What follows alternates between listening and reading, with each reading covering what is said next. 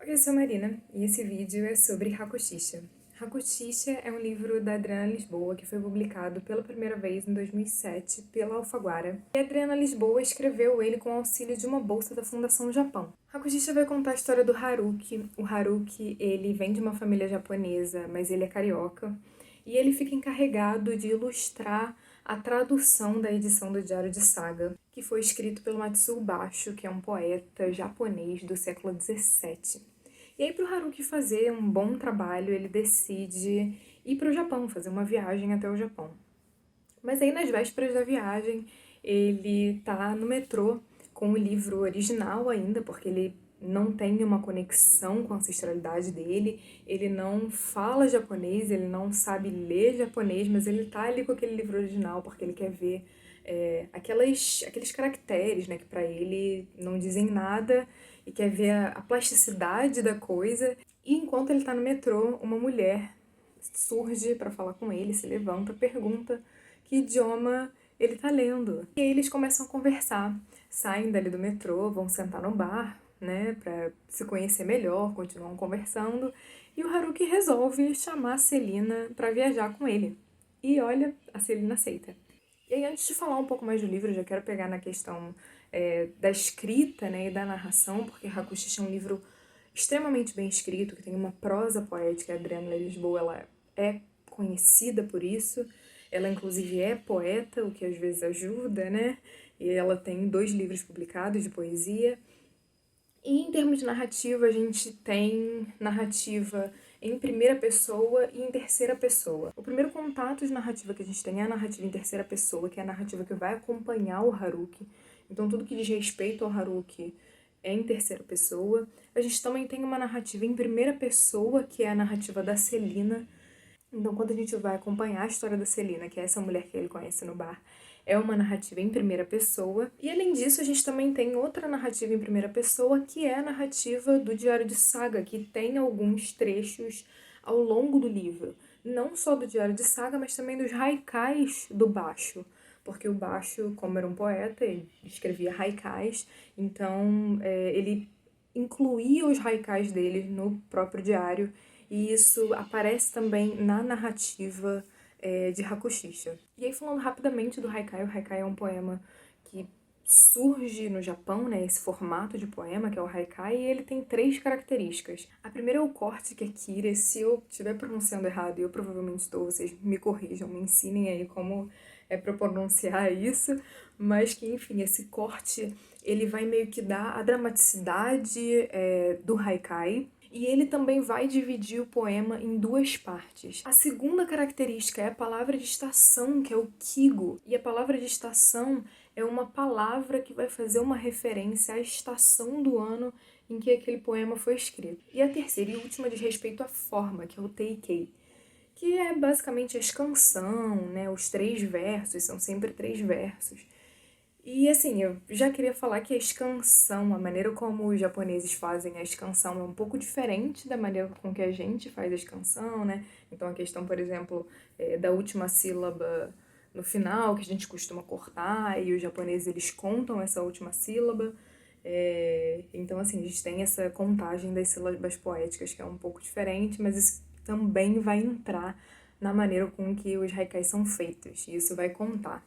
E aí, assim, o Basho, de uma maneira geral, ele foi um poeta super consagrado no Japão, ele foi alçado até a herói, e enfim, ele faz parte da literatura nacional japonesa, né? Então, assim, ele é um poeta no Japão que as pessoas conhecem, que as pessoas exaltam, e que elevou os haikais a um nível de arte mesmo. Então ele é um poeta bem cultuado, e no diário dele ele vai falar bastante sobre viagens, o que vai ser muito interessante para como essa história vai ser construída, porque assim, a gente tem jornadas ao longo dessa narrativa, né? Então, assim, a gente tem jornadas que são jornadas externas, e a gente tem jornadas internas, e algumas jornadas que vão mesclar uma coisa com a outra. Então, por exemplo, uma jornada externa, a gente pode pensar na própria viagem que eles fazem, né? A Celina e o Haruki, essa viagem do Brasil para o Japão. E das jornadas internas são coisas que eles precisam resolver com eles mesmos. Então, Haruki tem, por exemplo, uma questão da ancestralidade, que ele precisa, digamos, fazer as pazes com essa ancestralidade nipônica que ele tem. A Celina tem uma questão do marido, que no início a gente não sabe o que aconteceu, a gente sabe que ela tem uma filha, a gente sabe que ela tem uma relação estremecida com o marido, e a gente tem inclusive jornadas que estão no meio do caminho. Porque o Haruki, por exemplo, ele precisa resolver coisas com ele, né? Ele tem um arco, digamos assim, amoroso, de um relacionamento amoroso que depende dele para resolver, mas também não depende só dele, né? Porque como um relacionamento também depende de outra pessoa. E falando nessa questão de relacionamento, é inclusive muito interessante no livro porque a gente não descamba para um relacionamento amoroso entre esses dois personagens principais.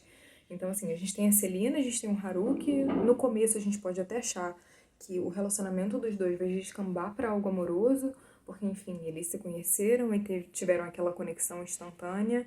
E a gente pensa, ok, então na viagem eles vão, talvez, né, se tornar um casal e tudo mais, mas o que é incrível é que isso não acontece. Que eles têm questões para resolver e que, às vezes, até no final do livro a gente pode chegar com uma impressão de que eles passaram por tudo aquilo e voltaram a ser dois estranhos, mas na verdade não. Eles estão fazendo aquela viagem juntos, mas eles também estão fazendo a viagem separados, porque cada um tem as suas particularidades, cada um tem os seus problemas, as suas questões a serem resolvidas. E aquela viagem é justamente o ponto em que eles vão aproveitar para resolver o que eles precisam resolver. E aí, assim, a Celina, inclusive, ajuda o Haruki nisso, mas tem coisas que eles precisam fazer sozinhos, né? Então é interessante isso também, porque eles fazem uma viagem juntos, mas um não depende do outro em nenhum momento para concretizar essa viagem ou para chegar ao ponto onde eles chegam no final do livro, né? E assim, eu costumo dar notas para os livros que eu leio, né? Para Hakushisha eu dei 4 estrelas e meia, e o que me fez tirar meia estrela de Hakushisha é porque eu acho que a história da Celina é muito mais interessante do que a história do Haruki. Então, assim, toda essa história dela com o marido e com a filha, que a gente ainda não sabe o que é, a gente cogita coisas e a gente pode até chegar no final e tá certo, mas enfim, o importante é toda a trajetória que a Celina faz e como ela vai resolver aquilo dentro dela ou não resolver também, porque isso nunca é um problema. Mas isso é muito mais interessante, por exemplo, do que a gente vê o Haruki, principalmente a parte do Haruki que envolve um relacionamento amoroso. A parte legal do Haruki, dessa história que o Haruki vai contar, é justamente a questão da ancestralidade. Até porque a gente. O nome do livro é Hakushisha, né? E a gente vai entrar. Inclusive, Hakushisha vai ter toda uma explicação dentro do livro e que vai voltar de novo ao baixo. Então a gente tá preparado para isso, né? Para essas questões nipônicas que vão surgir ao longo do livro. E essa é a parte justamente interessante, porque isso é o que o Haruki traz. Então, mesmo assim, eu ainda dei 4 estrelas e meia pro livro, porque ele foi muito gostoso de ler. Não é um livro super fácil, tá? Ele tem, como eu disse, essa escrita toda poética e tem essa mistura de narrativas, o que muitas vezes confunde. Isso é uma coisa bem contemporânea, bem atual, e que hoje em dia tem muitos escritores que estão fazendo isso. Então, por exemplo, eu leio muito Inês Pedrosa e isso é uma coisa que a Inês Pedrosa faz, essa troca de narrativa. Uma hora tá narrando em primeira pessoa, outra hora tá narrando em terceira pessoa, uma hora em primeira pessoa com um personagem, outra hora com outro, e você não tem nenhum aviso. Então, esse é um tipo de narrativa que a gente já precisa se acostumar, porque vai ser assim. Mas é isso, acho que se a gente lê com atenção, é um livro que não é difícil, e não é difícil mesmo, que tem histórias super interessantes, que traz reflexões muito interessantes, e é só a gente abrir um pouco o nosso coração, né? Bom, então é isso, não se esquece de se inscrever nesse canal caso você não seja inscrito, não se esquece de curtir esse vídeo. Eu vou deixar o link de compra de Hakushisha aqui embaixo, mas é um link de compras do canal, então você pode comprar por ele sem pagar nada mais por isso e ajuda o canal numa pequena comissão. E até o próximo. Tchau, tchau.